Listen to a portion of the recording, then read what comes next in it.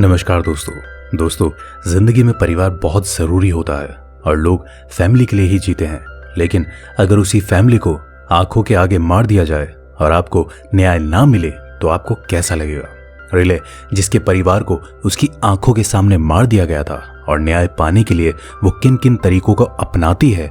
ये मूवी इसमें आपको भरपूर मनोरंजन करती है। दोस्तों, मूवी की शुरुआत में हमें रिले नॉर्थ नाम की एक लड़की को दिखाया जाता है जो कार में एक इंसान की जान ले लेती है और फिर उसकी बॉडी को गाड़ी की डिक्की में रख देती है और घायल होने के बाद एक स्लम एरिया में आती है जहां दो बच्चे उसे देख रहे होते हैं और वो एक पैकेट को गाड़ी के अंदर लेकर आ जाती है और अपने पैरों के घाव को साफ करके उसे टांके से उसे सिल देती है और एक पैकेट को देखती है जो उसे उसके बच्चे की याद दिलाता है और कहानी फ्लैशबैक मोड में पीछे चली जाती है जहां वो अपने बच्चों के साथ गाड़ी में सामान रख रही होती है और तभी उसकी पड़ोसी आकर उस पर नाराज होती है क्योंकि उसने उसकी पार्किंग की जगह पर अपनी गाड़ी लगा दी होती है और वो उसे वार्निंग देकर वहां से चली जाती है और उसकी बात से गुस्सा होकर उसकी बेटी उसे उसके मुंह पर पंच देने को कहती है। लेकिन रिले उसे समझाती है कि हमें बुरे लोगों से मुंह नहीं लगना चाहिए और वो उसे लेकर एक गैराज की जगह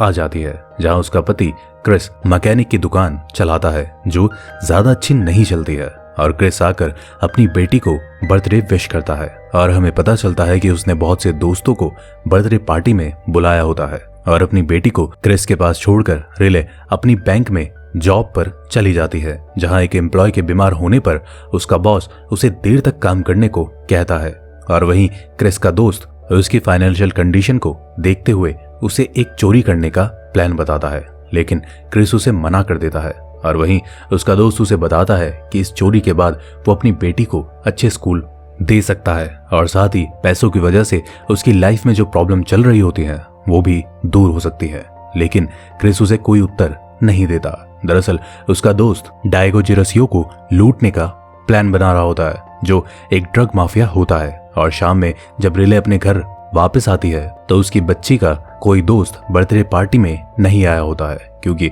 उसके सारे दोस्त उसकी जो पड़ोसी होती है उसके यहाँ क्रिसमस मनाने चले जाते हैं, जिससे उसकी बेटी बहुत दुखी होती है और उसका मूड ठीक करने के लिए रिले उसे बाहर जाकर बर्थडे सेलिब्रेट करने के लिए कहती है जिससे वो खुश हो जाती है। और निकलने से पहले क्रिस अपने दोस्त को फोन करके चोरी करने से मना कर देता है और ये लोग बर्थडे सेलिब्रेट करने निकल जाते हैं। और वहीं हम देखते हैं कि उसके दोस्त को उस ड्रग माफिया ने पकड़ लिया होता है और वो उसे बहुत बुरी तरह मारने के बाद मार देते हैं और वहीं उसे पता चलता है कि क्रिस भी इस चोरी में उसका दूसरा पार्टनर होता है और बिना कोई असलियत जाने वो अपने लोगों को क्रिस को मारने का हुक्म दे देता है। वहीं क्रिस और उसकी फैमिली बहुत इंजॉय कर रहे होते हैं और जब ये लोग मेले से बाहर आते हैं तो रिले आइसक्रीम लेने के लिए रुक जाती है और वहीं उसके लोग आकर क्रिस और उसकी बेटी पर फायरिंग करना शुरू कर देते हैं जिससे वो वहीं मारे जाते हैं। और ये सब देखकर जब रिले जब उसके पास आती है तो उसे भी एक गोली लग जाती है लेकिन वो बच जाती है और उसे हॉस्पिटल ले जाया जाता है। और वहीं ऑफिसर मॉइसेस और स्टैन मामले की तहकीकात करने आते हैं और वहीं रिले हॉस्पिटल में फैमिली की यादों में खोई होती है। तभी डिटेक्टिव स्टैन रैली से आकर मिलते हैं और उसे बताते हैं कि एक चोरी में सस्पेक्ट होने की वजह से उसके पति और बेटी को मारा गया है, लेकिन उसके पास कोई सबूत नहीं होते हैं जिससे वो केस को आगे बढ़ाने से मना कर देता है और उसे उसकी वो फोटोग्राफ देकर चला जाता है जो उसने मेले में खिंचवाई होती है। और उन्हें देखकर रिले उसे बताती है कि उसने उन लोगों का चेहरा देखा है, जिससे डिटेक्टिव उसे बहुत से लोग दिखाता है और रिले उन्हें पहचान लेती है जिससे उन्हें हिरासत में ले लिया जाता है। और वहीं डिटेक्टिव मॉइसेस स्टैन को बताता है कि उसे एक जगह से किसी डिटेक्टिव का बैच मिला है और उसे शक है कि कोई डिपार्टमेंट में उससे मिला हुआ है और बताता है कि सिर्फ शक होने पर उसने उसे और उसकी बेटी को मरवा दिया है, इसलिए उन्हें इस केस से दूर रहना चाहिए। और वहीं रिले अपने घर पर दुखी होती है। तभी डाइगो का एक वकील रिले से मिलने आता है और उसे कुछ पैसे देने की कोशिश करता है जिससे वो केस को वापस ले ले, लेकिन रिले उसे घर से भगा देती है। और जाने से पहले वो उसकी टेबल पर एक मेडिसिन देखता है जो साइको जैसे लोगों के लिए होती है और फिर कोर्ट में वो जज को उन मेडिसिन के बारे में और उनके होने वाले साइड इफेक्ट्स के बारे में बताता है और बताता है कि वो चलती हुई गाड़ी से कैसे किसी को देख सकती है और क्योंकि जज उस माफिया से मिला होता है इसलिए वो रिले के वकील की कोई बात नहीं सुनता और उन तीनों लोगों को रिहा कर देता है। हालांकि वो उन्हें चिल्लाकर सबको बताती है लेकिन कोई उसकी बात नहीं सुनता, जिससे वो गुस्से में आकर उन पर जैसे ही अटैक करती है पुलिस उसे करंट देकर बेहोश कर देती है और जज उसे पागल बताकर साइकेट्रिक अस्पताल में भेजने की कहती है। और जब डिटेक्टिव स्टैन और पुलिस वाले उसे ले जा रहे होते हैं तो वो उन्हें मारकर वहां से भाग जाती है। और फिर 5 साल बाद हमें डिटेक्टिव मोइसेस और स्टैन को दिखाया जाता है जो एक मेले में उन तीनों लोगों की बॉडी को टंगे देखते हैं जिन्होंने रिले की फैमिली को मारा होता है। और फिर हमें FBI एजेंट लीजा को दिखाया जाता है जिसका जूनियर ऑफिसर उसे बताता है कि पहले एक लड़की ने गन स्टोर में ट्रक घुसाकर वहां से बहुत से मिलिट्री हथियारों की चोरी की है, लेकिन कैमरे में उसका चेहरा आ गया है और उन्होंने उसे पहचान लिया है, जिससे लीजा स्टैन को फोन लगाकर FBI ऑफिस में बुलाती है। और वहीं रिले एक बैग में बंदूकें रखकर और तैयार होकर अपनी जगह से निकल जाती है। और डिटेक्टिव के आने के बाद लीसा उन्हें रिले के बारे में बताती है कि कैसे उसने एक बैंक में नौकरी की और फिर उस बैंक को लूटकर वहां से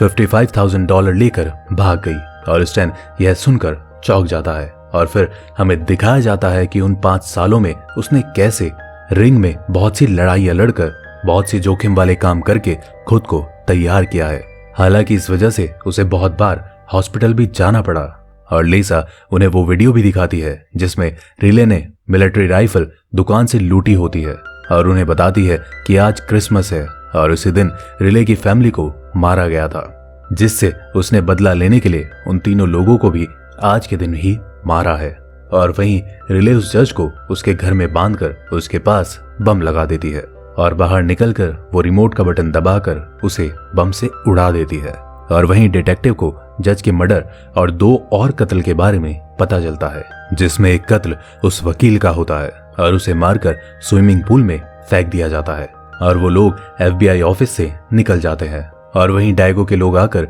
उसे उस जज और उनके वकील की मौत के बारे में बताते हैं और बताते हैं कि उन्होंने 5 साल पहले जिस आदमी को मारा होता है उसकी वाइफ उन्हें मार रही है, जिससे वो उन्हें उसे मारने को कहता है। और वहीं डायगो के बॉस कार्टोल का बेटा आकर उसे 2 जहाज गायब होने के बारे में बताता है जिसे रिले ने गायब किया होता है। और वो डायगो की इंसल्ट करने के बाद उसे धमकी देकर वहां से चला जाता है। और वहीं बस में वो एक छोटी बच्ची को देखती है जो अपनी शराबी पिता की देखभाल कर रही होती है और रिले उसे अपना टॉय दे देती है। और एक स्टॉप पर जैसे ही उसका पिता बियर लेने दुकान के अंदर आता है, रिले उसे पकड़कर जमीन पर गिरा देती है और उसकी ID चेक करके उसे बताती है कि अगर उसने अपने बेटे का ख्याल नहीं रखा तो वो उसके घर आकर उसे मार देगी। और वो उसे उसके बेटे के लिए कुछ गिफ्ट लेने को कहती है और फिर दुकान वाले की गाड़ी लेकर उसे उसके बदले पैसे दे देती है और वहां से निकलकर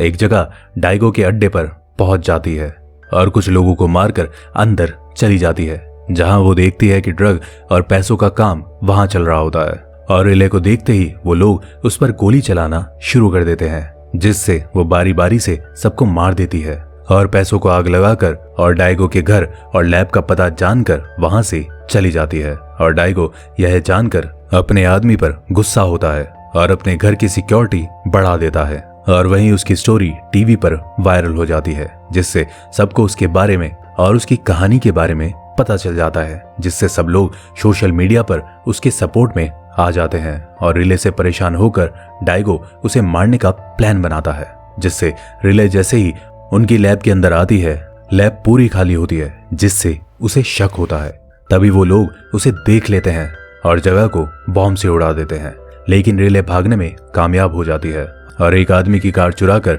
उन लोगों का पीछा करती है। और वहीं वो लोग डायगो को उसके मरने की जानकारी देते हैं। वहीं एजेंट लीजा उस स्लम वाली जगह पर जाती है जहां वो एक आदमी से रिले के बारे में पूछती है और वो एक एंजल की फोटो दिखा देता है, जिसका मतलब सब लोग उसे एंजल मानने लगे हैं। और वहीं रिले उन लोगों को मारकर उनकी मदद से डायगो के घर में पहुंच जाती है और घर के अंदर आकर सबको मारना शुरू कर देती है, जिससे डायगो लाइट ऑफ करवा देता है, लेकिन वो फिर भी सबको मारती चली जाती है। और सबको मारने के बाद जैसे ही वो डाइगो को मारने वाली होती है कि उसकी बेटी आ जाती है, जिससे वो उसे नहीं मार पाती। और यह देखकर डाइगो उस पर चाकू से वार करता है, जिससे उसके आदमियों के आने से पहले वो वहां से भाग जाती है और अपने पड़ोसी के घर पर पहुंचती है और उसे पंच मारने के बाद कुर्सी से बांध देती है और अपना इलाज करती है। और सही होने के बाद उसकी गाड़ी लेकर वहां से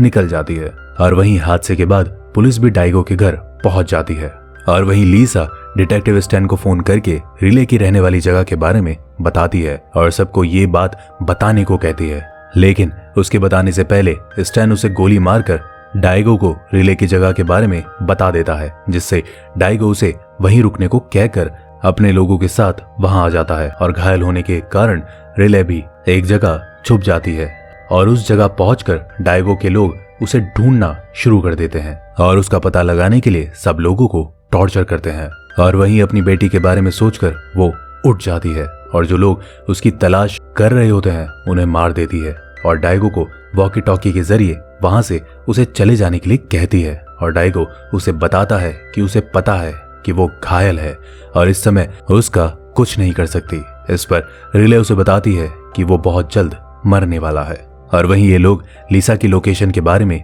पता लगाने की कोशिश करते हैं और रिले एक डस्टबिन में लीसा की डेड बॉडी देखती है और उसके फोन से इन लोगों की वीडियो बनाकर डिटेक्टिव और पुलिस ऑफिसर को भेज देती है, जो टीवी पर वायरल हो जाती है। और इस वीडियो में स्टैन भी उनके साथ होता है और वो पुलिस की मदद मांगती है। और वहीं रिले को बाहर निकालने के लिए डाइगो एक बच्ची को पकड़कर उसे जान से मारने की धमकी देता है, जिससे मजबूरन वो बाहर आ जाती है। और उस बच्ची को छोड़ने के बाद डाइगो उसे बुरी तरह मारता है और जैसे ही उसे जान से मारने वाला होता है कि पुलिस आ जाती है, जिससे डाइगो को लगता है कि स्टैन ने पुलिस को बुलाया है और वो उसे गोली मार देता है और पुलिस सबको पकड़कर हिरासत में ले लेती है। लेकिन डाइगो और रिले वहां से भाग जाते हैं और रिले उसे पकड़कर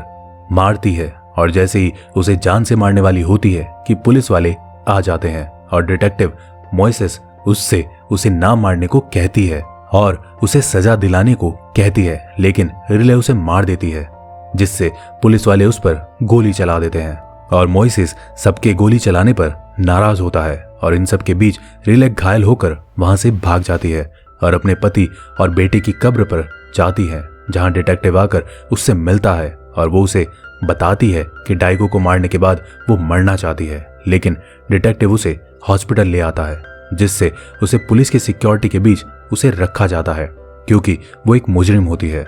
और उसके होश में आने पर डिटेक्टिव उससे मिलता है और उसे बताता है कि उसने जुर्म के खिलाफ जो काम किया है वो उससे बहुत इम्प्रेस है और उसे बताता है कि उसे आगे भी इस लड़ाई को जारी रखना होगा। और उसे लॉक की चाबी देकर वहां से चला जाता है और फिर जैसे एक पुलिस वाला उसे चेक करने आता है वो वहां से भाग गई होती है। और ये इस मूवी का लास्ट सीन होता है। दोस्तों 2018 में शुरू हुई इस मूवी की IMDb रेटिंग 6.5 है और $25 मिलियन में बनी इस मूवी ने बॉक्स ऑफिस पर $5 करोड़ की कमाई की थी। तो दोस्तों आज के लिए बस इतना ही, फिर लौटूंगा एक नई मूवी की एक नई कहानी के साथ। धन्यवाद।